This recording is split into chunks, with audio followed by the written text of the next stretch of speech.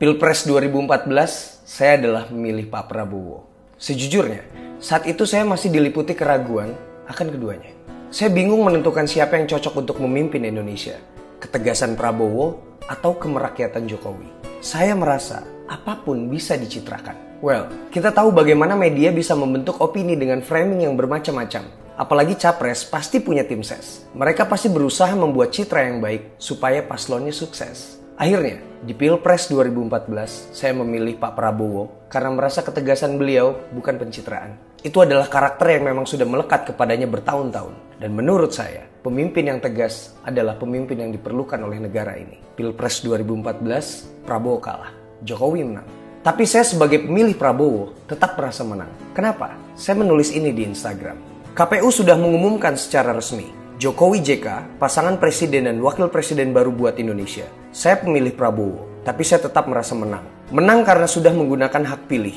Menang sudah berhasil menahan jari ini buat tidak menghasut followers di sosial media untuk memilih capres yang sama seperti pilihan saya dengan cara menjelekkan capres lainnya. Menang karena berhasil tidak menjadi domba dan menjadi sarana adu domba. Menang karena berhasil menjadi pemilih yang bukan penggemar fanatik dan suka menyerang pemilih berbeda. Kalau pendukung yang menang membuli dan pendukung yang kalah nyinyir, itu pilihan. Kalau di kalangan elit politik masih berantem, saya tidak peduli karena tidak mau menjadi alat. Selamat ya Indonesia. Waktu berjalan, status saya bukan lagi pemilih Prabowo atau pemilih Jokowi. Saya adalah rakyat Indonesia yang berharap besar bahwa negara berflower ini akan menjadi negara maju. Lalu beberapa hal mengubah pandangan saya yang dulu. Sebagai musisi, saya berkeliling Indonesia untuk menghibur masyarakat. Saya bertemu ribuan orang. Saya bertemu ribuan keadaan. Kebetulan saya adalah musisi yang beruntung yang mendapat kepercayaan untuk menjadi duta sebuah brand rokok untuk melakukan tur ke desa-desa di Indonesia. Dalam 1 tahun, saya pernah mengunjungi lebih dari 70 desa. Sampai saat ini, kurang lebih 300 desa sudah saya kunjungi. Bukan hanya bernyanyi, tapi menyerap informasi tentang desa itu, lalu saya bagikan melalui cerita saya di media sosial. Di desa, saya bertemu langsung dengan masyarakat, tanpa batas. Saya bertemu muspika atau musyawarah pimpinan kecamatan yang terdiri dari camat, kapolsek, dan ramil. Saya bertemu lurah, bertemu RW, bertemu RT, kepala dusun, tokoh masyarakat, dan juga penduduk desa. Saya sering bertanya secara personal, bagaimana keadaan desa di era pemerintahan Jokowi? 95% menjawab, bagus sekali. Programnya mendukung desa untuk menjadi lebih maju.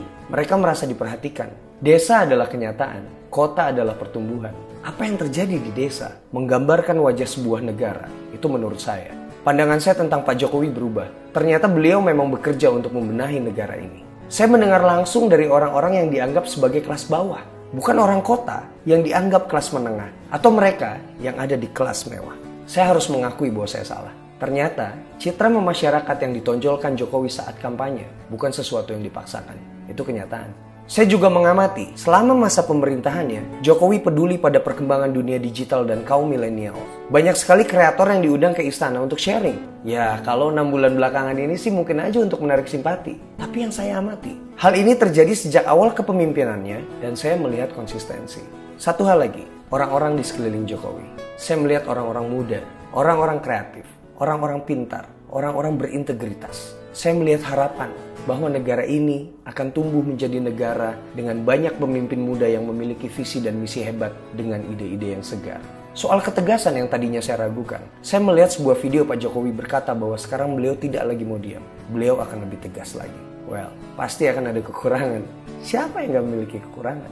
Saya bicara di sini bukan karena dibayar. Saya juga bukan artis yang masuk ke dalam sebuah partai untuk nyalek yang harus bersuara sesuai dengan partai yang mengusungnya.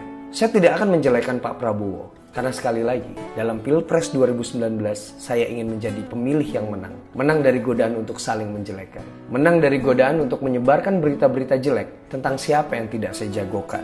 Pilpres 2019, saya merasa perlu memberikan kesempatan kepada Pak Jokowi untuk melanjutkan apa yang sudah dimulainya. Saya Anji Manji, dan saya bersama Jokowi. Selama hidup di bawah atap yang sama, merah putih gagah perkasa, jangan saling menghina, lupakan makna cinta hanya karena kita berbeda.